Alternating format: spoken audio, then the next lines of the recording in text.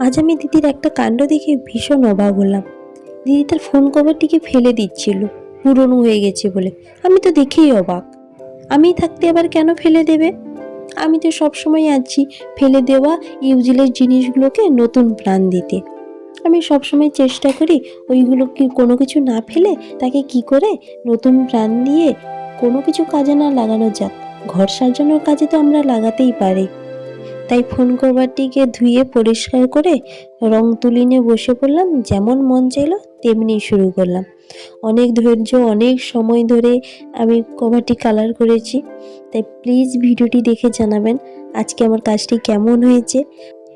আমার এই ধৈর্যের কাজটি যদি আপনাদের একটু হলেও ভালো লেগে থাকে তাহলে একটা সাবস্ক্রাইব করে পাশে থাকবেন এমন আরও অনেক ভিডিও দেখার জন্য।